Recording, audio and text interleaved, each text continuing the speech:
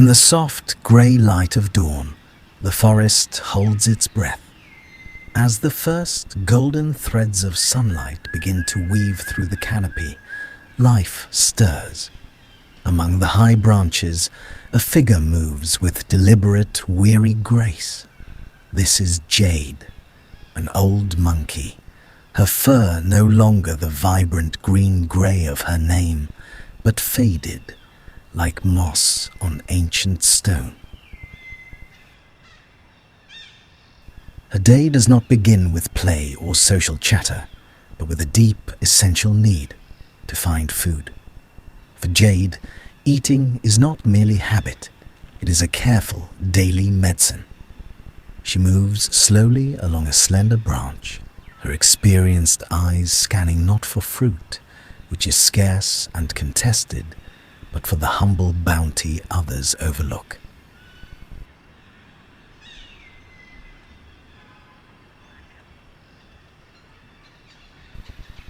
Here, a cluster of young, bitter leaves. She chews them slowly, their astringent juice a known tonic. There, a tender shoot packed with moisture. Her slender fingers probe the crevices of bark, seeking out a plump, sleeping insect, a precious packet of protein. This is her pharmacy.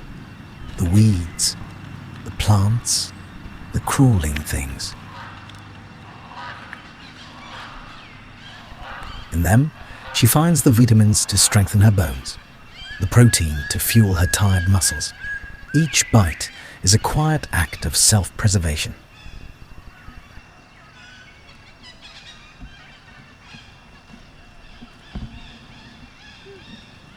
The first meal of the day concluded, a familiar ritual follows.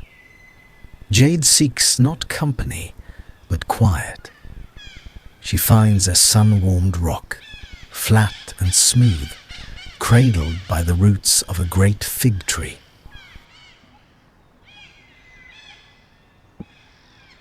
Here she settles. Her body, slight and fragile-looking, sinks into the stone's warmth. She grooms her arms absently, not with the frantic energy of the young, but with a slow, meditative touch. This is her sanctuary. The only sounds are the water's whisper and the leaves conversing with the wind. In this quiet, she is not an old monkey. She is simply a part of the forest, resting. But solitude, for a mother, is a fleeting gift. Soon a smaller shadow detaches from the greenery. Javo, Jade's youngest daughter. She approaches not with a bound, but with a gentle hesitation. She has learned the rhythms of her mother. Javo sidles up to the warm rock. Her small, deft hands begin to work on Jade's back and shoulders. This is not just grooming, it is a language. The strokes are tender, seeking. A request is being made.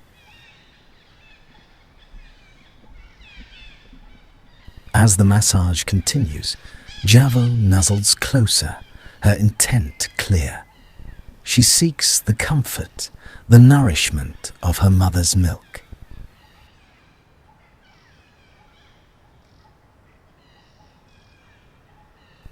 Jade's response is firm, yet not unkind. A low grunt, a slight turn of her body. Her hand comes up, not to strike, but to guide Javo's face gently away. The message is understood. Not now. Not anymore. It is weaning, not of body alone, but of dependency. Jade knows her own limits. Her body, which must now fiercely guard its own resources, cannot give this anymore. There is a quiet sorrow in the refusal, a maternal regret weathered by necessity.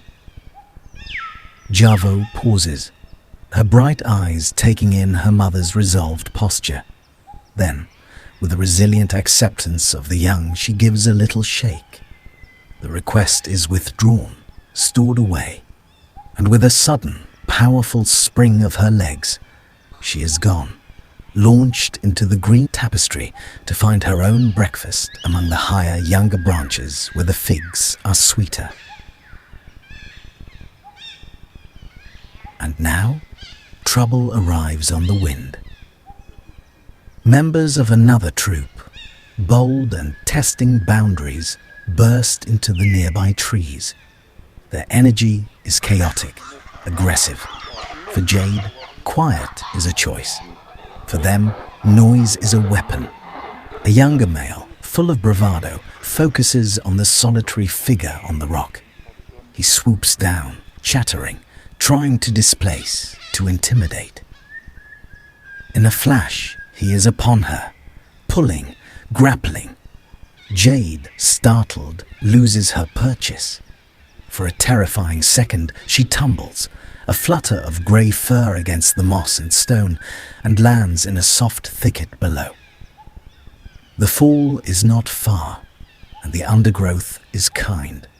She is unhurt, but the injury is not to her body. It is to her dignity, her hard-won peace. Slowly, she pushes herself up. There is no panic in her movements, but a slow, simmering fury.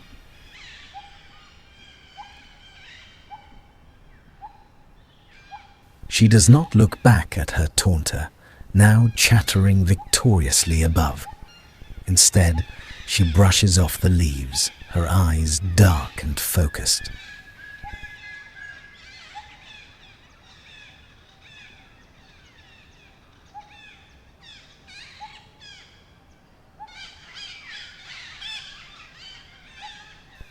She walks away, not with a frightened scamper, but with a hurried, stiff-legged stride, her tail held high in a flag of cold anger.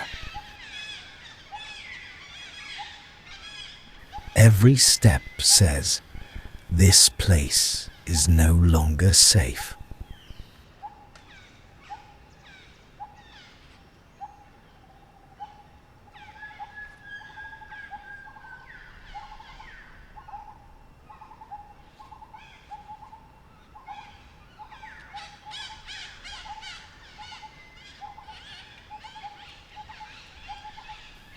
Javo, ever attentive, is already at her side.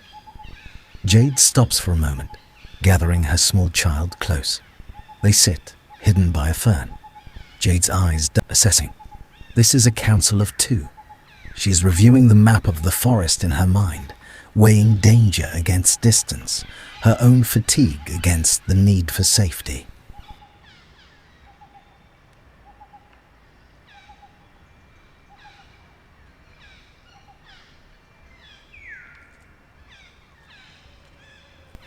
The decision is made. With a soft, commanding touch to Javo's back, Jade moves. They depart, a duo in silent exile, hurrying along a narrow path known only to the dispossessed and the wise.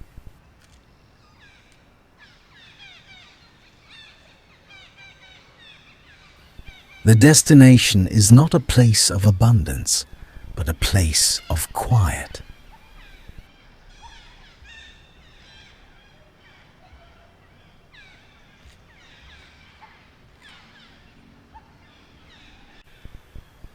They move deeper into the forest, away from the contested arteries of the troop's territory. Here the light is dappled and green. Jade leads, and Javo follows, mirroring her mother's silence. This is not a frantic escape. It is a solemn procession. A mother leading her child to the only thing she can reliably offer: peace.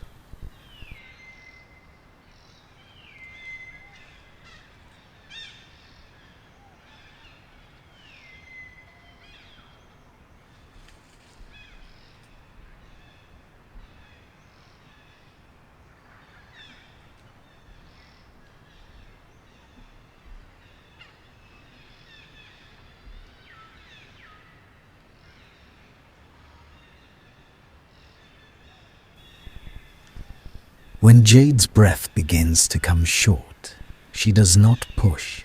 She simply stops, sinks down at the base of a vast ancient tree. Her eyes, still watchful, soften. Here, she reaches not for a branch, but for the fallen leaves around her, brown, crisp, seemingly devoid of life. But Jade knows secrets.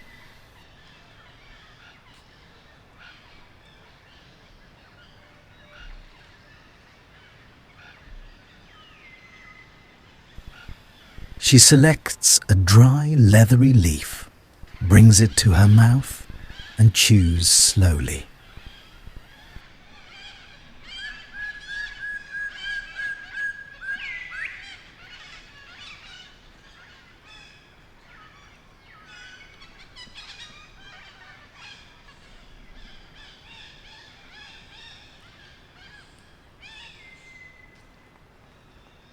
It is not nourishment for the body, but for the soul, a taste of the earth, a connection to the cycle of decay and regrowth. She chews on a piece of weathered wood, the fibers giving way. It is a habit of contemplation.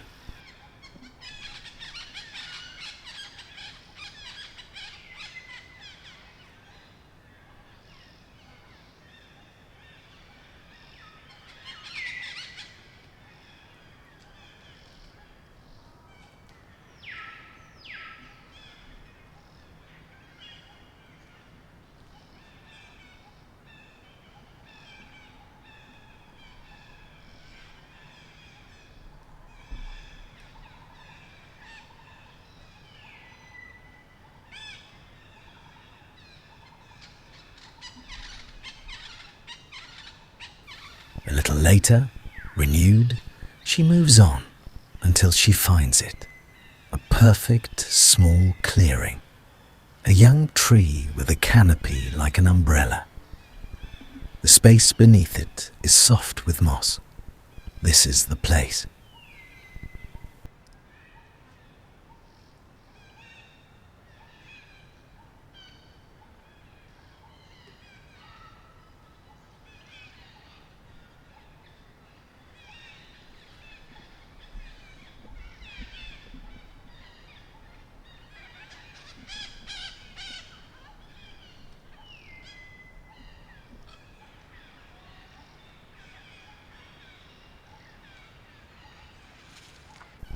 She sits, but even rest for Jade is an active state. As she plucks and eats the familiar leaves she prefers, a small, bitter variety that grows in shade, her eyes never cease their journey.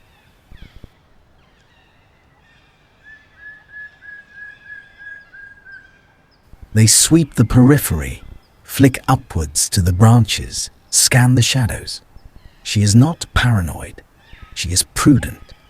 She knows that in her state, confrontation is a loss. Her health is not robust, her body not strong. To fight is to fall. So she chooses the ultimate strategy: avoidance.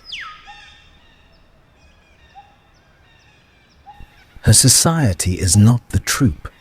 It is this clearing, this tree, and the small, loyal presence of her daughter.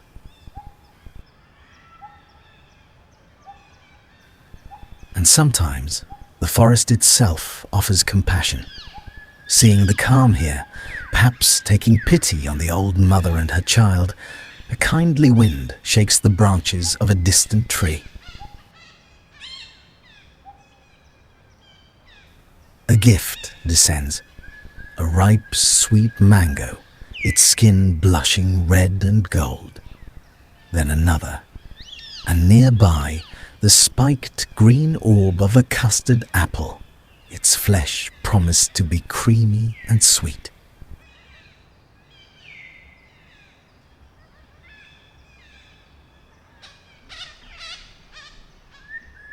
She accepts the mango not with greed, but with a profound, joyful urgency. She eats hurriedly, messy with juice, her eyes still darting.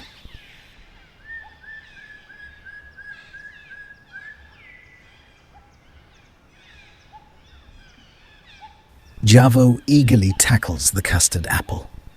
We, the silent observers, sit nearby, a protective, unseen presence, ensuring this precious meal is theirs alone.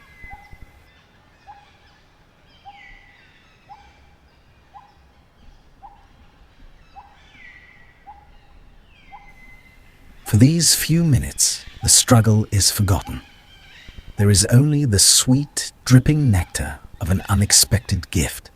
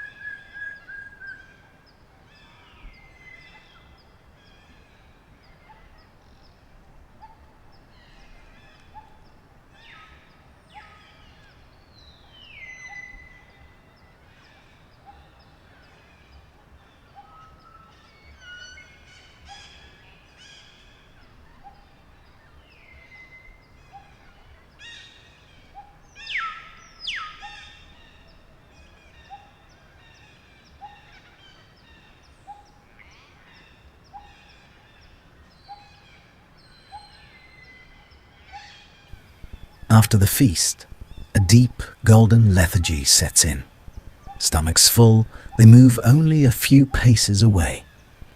Jade finds a patch of sun-warmed earth and, with a final sweeping glance, lies down.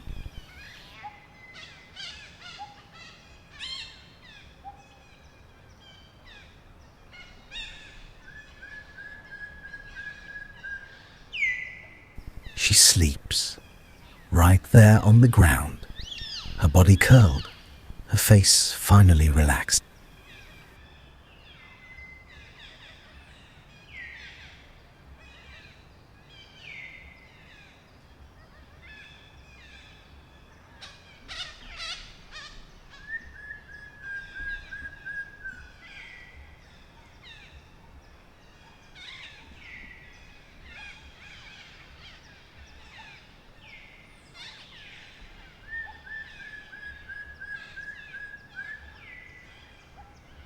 Javo does not wander. She sits, a small sentinel beside her mother. She plays with a twig, rolls a stone, utterly content in this self-contained world. The games of the other troop's youngsters, which echo faintly from far away, hold no allure for her. Her universe is here, within arm's reach of her mother's sleeping form.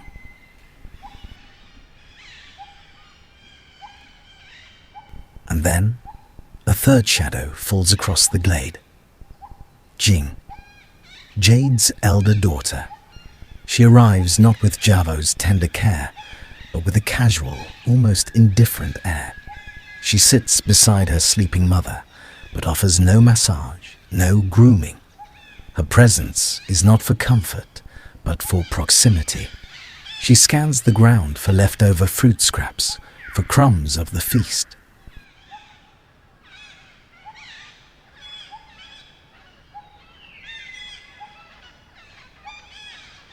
Her relationship with Jade is one of coexistence, not nurture.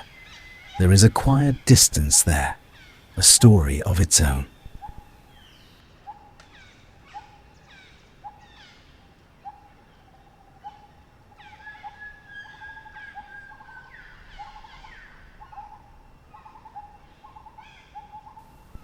And so the three of them sit, no, exist together in the glade. The old mother, sleeping the deep sleep of the weary. The devoted younger daughter, keeping her quiet watch. The independent elder, simply sharing the shade.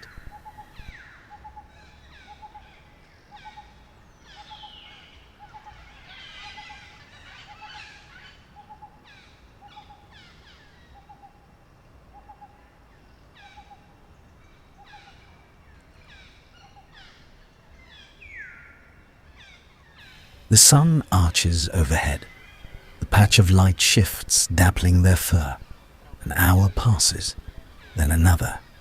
In this quiet corner of the world, no words are needed. The habits of their day, the careful foraging, the chosen solitude, the loyal companionship, the patient vigilance, have woven a fragile safety net.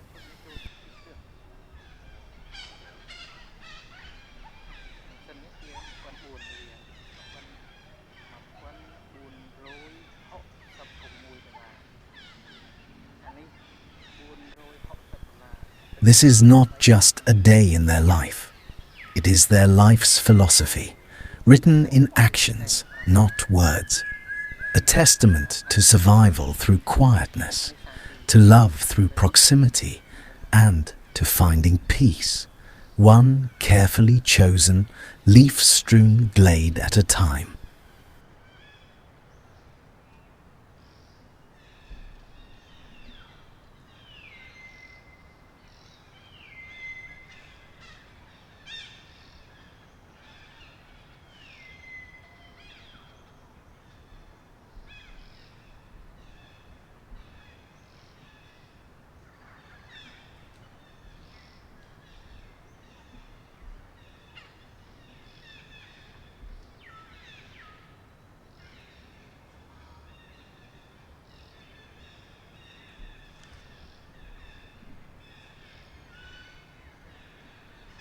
到底